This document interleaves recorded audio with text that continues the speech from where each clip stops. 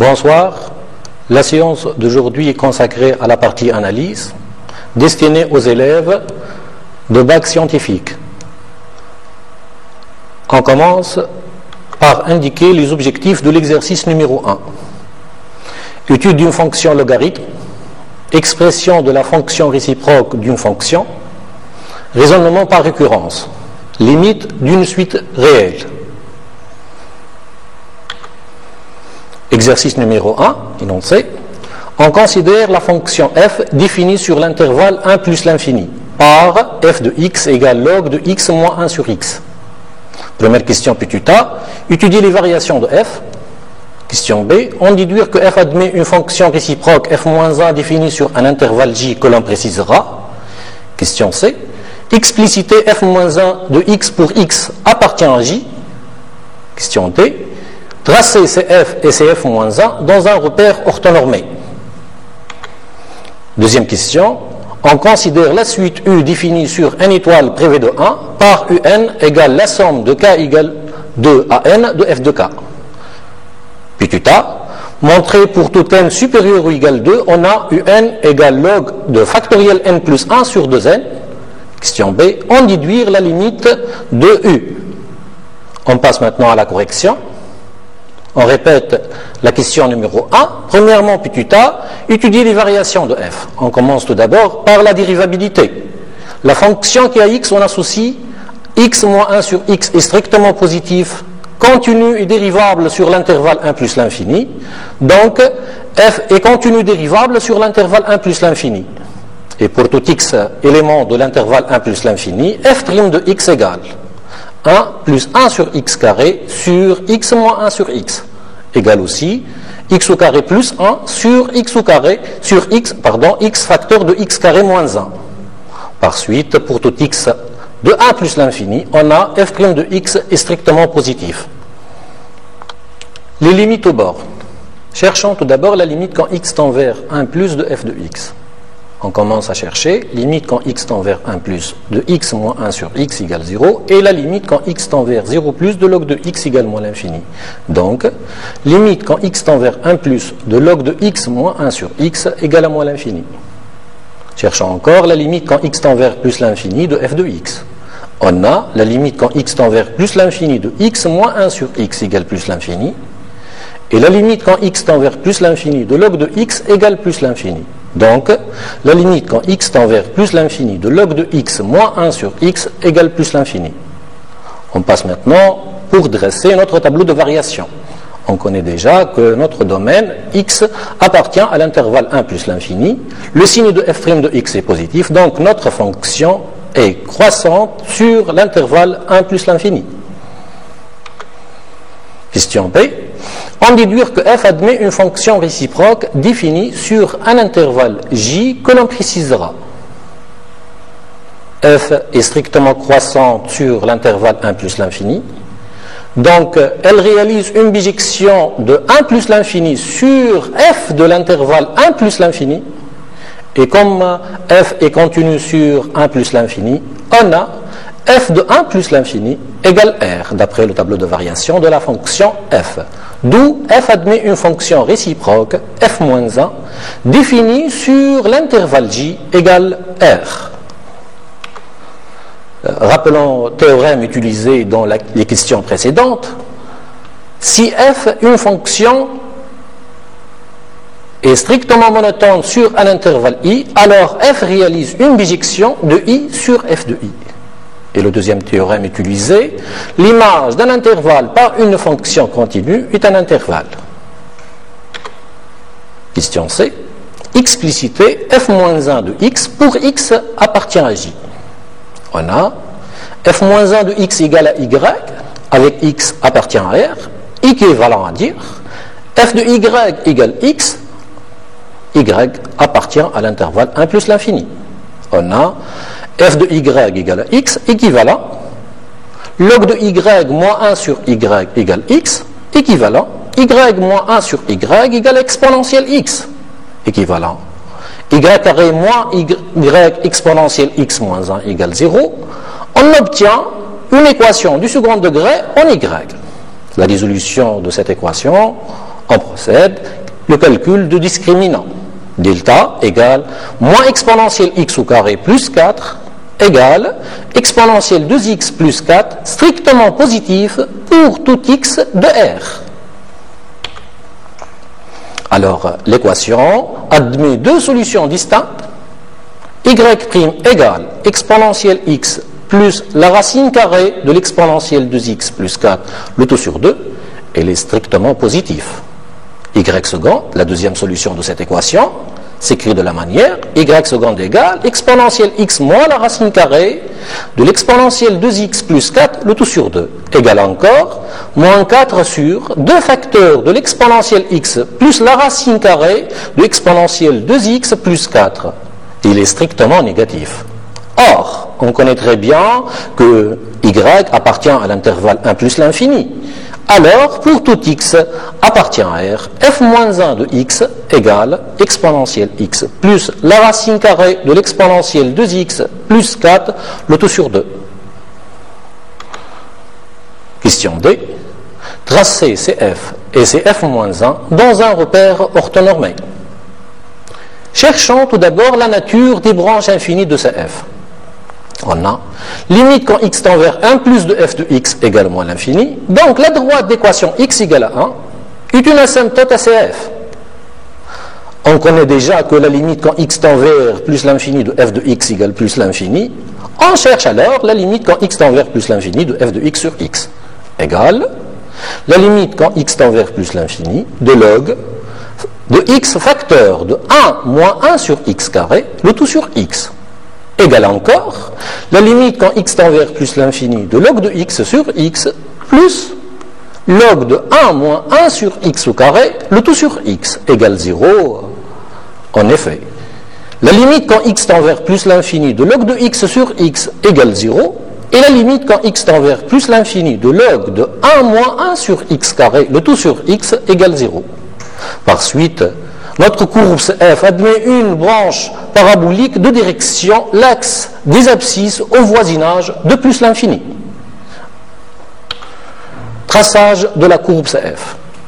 Pour tracer la courbe CF, on doit placer tout d'abord ou bien tracer la droite d'équation x égale à 1 asymptote à CF. Puis on trace la courbe. N'oublions pas que CF admet une branche parabolique de direction l'axe des abscisses au voisinage de plus l'infini. Traçage de la courbe CF-1. On connaît déjà que la courbe de CF-1 est le symétrique de CF par rapport à l'axe y égale à x. Donc on effectue la symétrie. Tout d'abord, symétrie de la droite d'équation x égale à 1, on obtient la droite d'équation y égale à 1, et on complète notre courbe CF-1 par symétrie y égale à x. Deuxième question. Pour tout n appartient à une étoile privée de 1, un égale la somme des k égale 2 à n de f de k. Ou bien encore, on peut écrire un d'une autre manière, un égale f de 2 plus f3 plus des pointillés jusqu'à f de n. Puis tu t'as montré pour tout n supérieur ou égal 2 que la suite un égale log de n plus 1 factoriel sur 2n. Pour cela, on va essayer de faire un raisonnement de récurrence. Pour n égale à 2, on a u de 2 égale f de 2 égale log de 3 demi. Encore, u de 2 égale log de 2 plus 1 factoriel sur 2 égale log de 3 demi. Donc, qu'est-ce qu'on conclut? On conclut que la propriété est vraie pour n égale à 2. Pour n supérieur ou égal à 2, supposons que un égale log de factoriel n plus 1 sur 2n, montrons que un plus 1 égale log de n plus 2 factoriel sur 2 facteurs de n plus 1. On a un plus 1 égale la somme de k égale 2 à n plus 1 de f de k. Qu'on peut l'écrire f de 2 plus f3 plus f de n plus f de n plus 1. L'expression de f de 2 plus f3 plus f de n, n'est donc que la somme des k égale 2 à n de f de k plus f de n plus 1. Or, on connaît déjà que la somme des k égale 2 à n de f de k s'écrit log de n plus 1 factoriel sur 2n, plus f de n plus 1, égale encore log de n plus 1 factoriel sur 2n, plus, et on remplace f de n plus 1 par sa valeur, égale log de n plus 1 moins 1 sur n plus 1. De ce fait, on a un plus 1 égale log de n plus 1 factoriel sur 2n plus log de n facteur de n plus 1 sur n plus 1.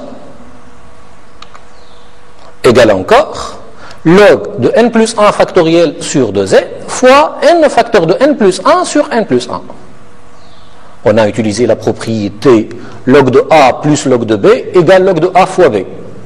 Donc on retourne à la question, un plus 1 égale, finalement, on simplifie par n, on obtient un plus 1 égale log de n plus 1 factoriel sur 2 facteurs de n plus 1. Conclusion, pour tout n de n étoile privé de 1, un égale log de n plus 1 factoriel sur 2n. Les théorèmes qu'on a utilisés, j'ai mentionné c'est soit a et b, deux réels strictement positifs, log de a plus log de b égale log de a fois b. Et les remarques que je mentionne, que l'écriture de n plus 1 factoriel s'écrit de la manière factoriel n fois n plus 1. Question B, on déduire la limite de u. Pour n supérieur ou égal 2, on a un égale log de n plus 1 factoriel sur 2n. On peut écrire un égale log de n plus 1 fois n moins 1 factoriel, le tout sur 2n. On peut simplifier par un n. On obtient finalement log de n plus 1 facteur de n moins 1 factoriel sur 2. Cherchons tout d'abord la limite quand n tend vers plus l'infini de n plus 1 fois n moins 1 factoriel sur 2. Cette limite vaut plus l'infini. Donc finalement, la limite quand n tend vers plus l'infini de un égale plus l'infini. On passe maintenant à les objectifs de l'exercice numéro 2. Interprétation géométrique d'une intégrale, calcul d'une intégrale, calcul de volume d'un solide de révolution. Énoncé de l'exercice 2. Dans un repère orthonormé, on a tracé la courbe C représentative de la fonction f, définie par f de x égale 1 moins la racine carrée de x facteur de 2 moins x, et voici sa courbe représentative. Donc f est défini sur l'intervalle 0,2.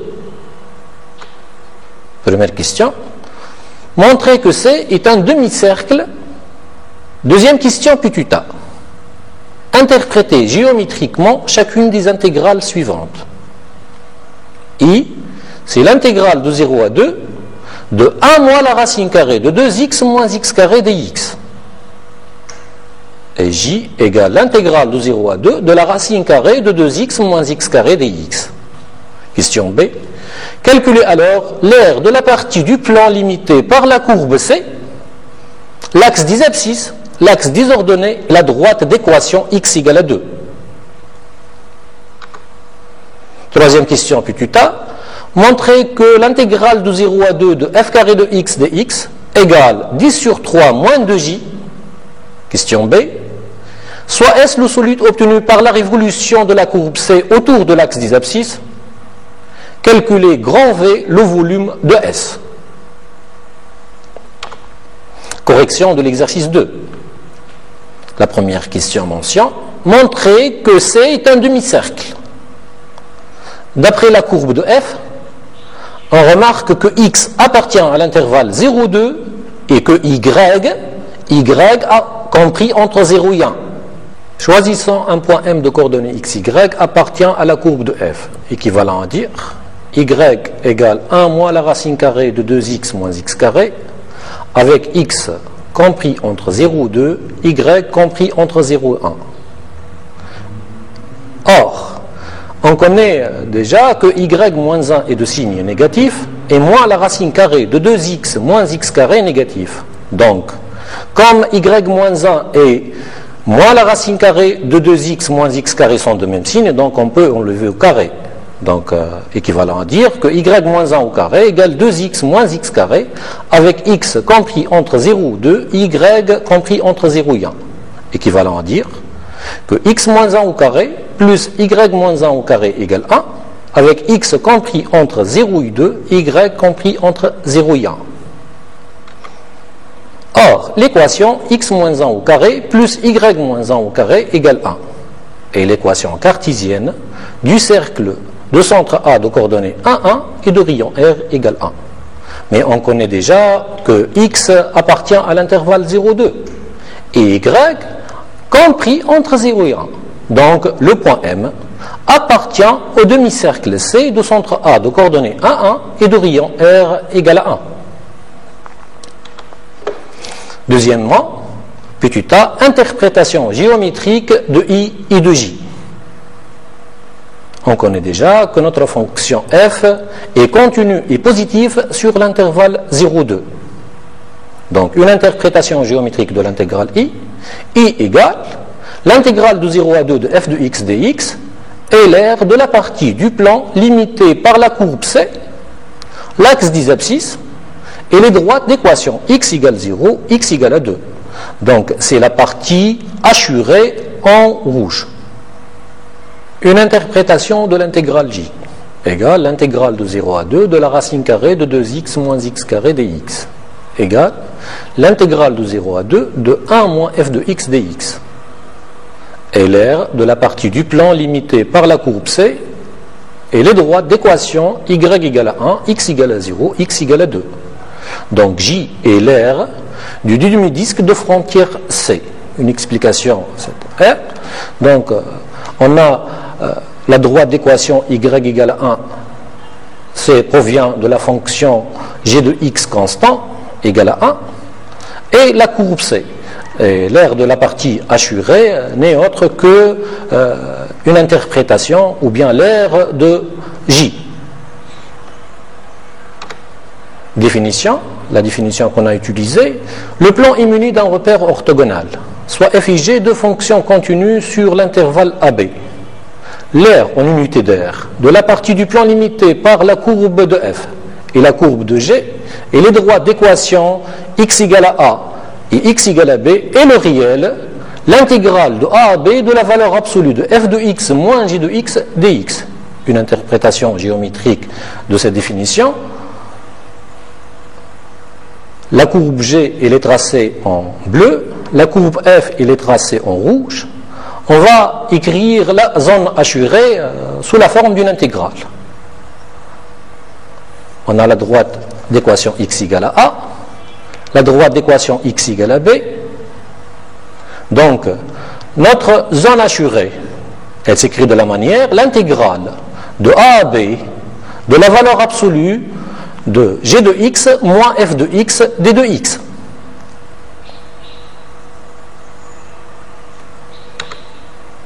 Puis B, calculer l'aire de la partie du plan limitée par la courbe C, l'axe des abscisses et les droites d'équation x égale 0 et x égale à 2.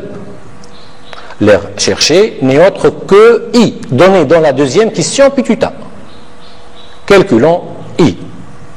I, c'est l'intégrale de 0 à 2 de f de x dx, égale l'intégrale de 0 à 2 de 1 moins la racine carrée de 2x moins x carré dx.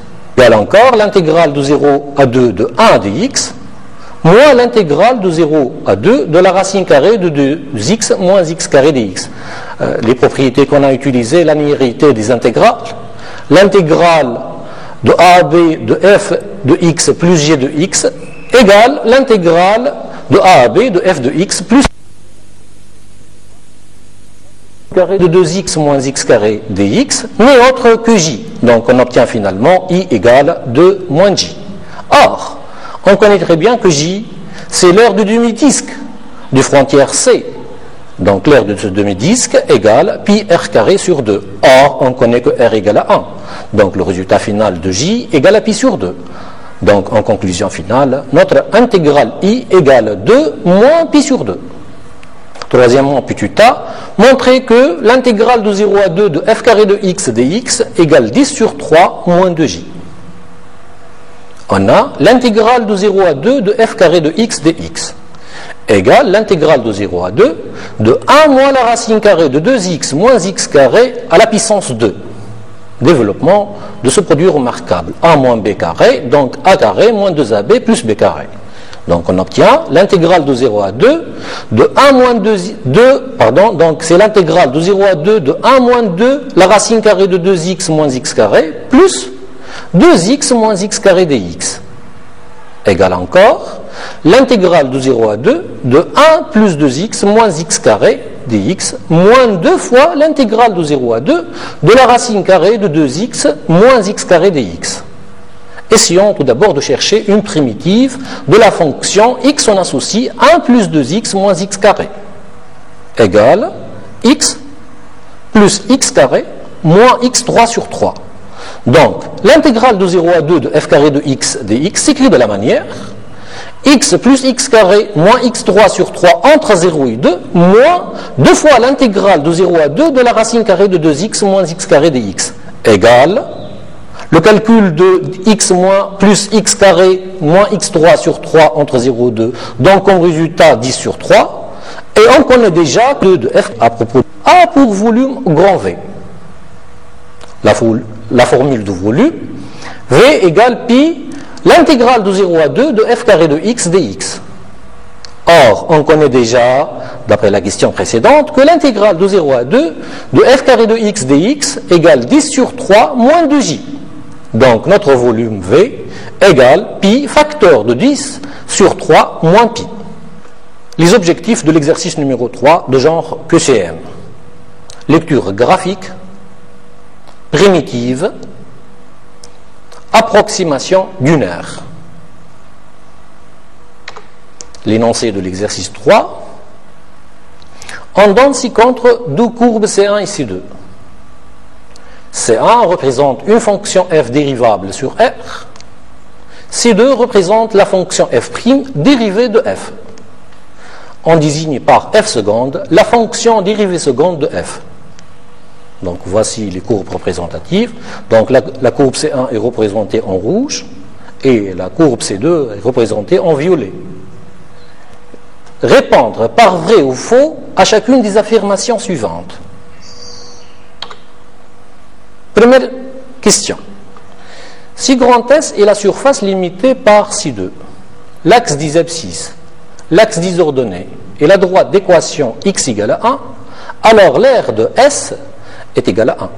La deuxième question du QCM, l'intégrale de 3 à 6 de f' de x dx est un nombre négatif. Troisième question, si grand F est une primitive de petit f sur l'intervalle moins 1, 6, alors grand F est croissante sur l'intervalle moins 1, 6. Quatrième question, l'intégrale de 2 à 6 de f de x dx égale à 8. Cinquième question, la courbe représentant la fonction f seconde passe par le point de coordonnées 0, 0. Correction. Première question. Si grand S est la surface limitée par ces deux, l'axe des abscisses, l'axe des ordonnées et la droite d'équation x égale à 1, alors l'aire de S égale à 1. C'est vrai. L'aire de cette surface n'est qu'être l'intégrale de 0 à 1 de f' de x dx égale f de 1 moins f de 0 égale à 1. Et l'aire de cette surface S, c'est la zone assurée par la courbe C2, l'axe des abscisses, l'axe des ordonnées et la droite d'équation x égale à 1, donc c'est la partie assurée en rouge. Deuxième question, l'intégrale de 3 à 6 de f' de x dx est un nombre négatif. Vrai, car la courbe représentant la fonction f', c'est la courbe C2, elle est tracée en violet. Pour x éléments de l'intervalle 3 à 6, on remarque que la courbe C2 est au-dessous de l'axe des abscisses. Donc, pour tout x appartient à l'intervalle 3 à 6, f' de x est inférieur ou égal à 0. Donc, l'intégrale de 3 à 6 de f' de x dx est un réel négatif. Troisième question. Si grand F est une primitive de petit f sur l'intervalle moins 1, 6, alors grand F est croissante sur l'intervalle moins 1, 6. Donc, résultat vrai. La dérivée de grand F est de petit f. et petit f de x positif pour tout x appartient à l'intervalle moins 1, 6. Une explication de ce résultat. La courbe représentant f, c'est la courbe C1. On remarque que pour tout x appartient à l'intervalle moins 1, 6, la courbe C1 est au-dessus de l'axe des abscisses. Donc, pour tout x appartient à l'intervalle moins 1, 6, f de x est positif. Par suite, la primitive de la fonction petit f est croissante sur l'intervalle moins 1, 6. La définition, soit petit f est grand f de fonction définie sur un intervalle i, on dit que grand f est une primitive de petit f sur i lorsque grand f est dérivable sur i et grand f' de x égale petit f de x pour tout x de i. L'intégrale de 2 à 6 de f de x dx égale à 8, résultat fausse. Donc, l'intégrale de 2 à 6 de f de x dx est l'aire de la partie du plan limité par la courbe C1, l'axe des abscisses et les droites d'équation x égale à 2 et x égale à 6. Une valeur approchée de cette aire est égale à l'aire de 5 carrés unités qui est différent de 8 carrés unités. Donc on peut le voir dans la courbe C1. Donc c'est la partie assurée. Si on compte les carrés, donc 1, 2, 3, 4, à peu près 5 carrés, elle est différent, totalement différent de 8 carrés unités. Cinquième question. La courbe représentant la fonction f seconde passe par le point de coordonnées 0, 0. Faux. Une explication de ce résultat. Si f seconde de 0 égale 0, alors la courbe de f' admettrait une tangente horizontale au point de coordonnées 0, 0. Or, ce n'est pas le cas. On remarque, d'après le graphique, que la courbe C2 en violet n'admet pas une tangente horizontale à l'origine de repère. Et à la fin de cette émission, je vous remercie pour votre attention.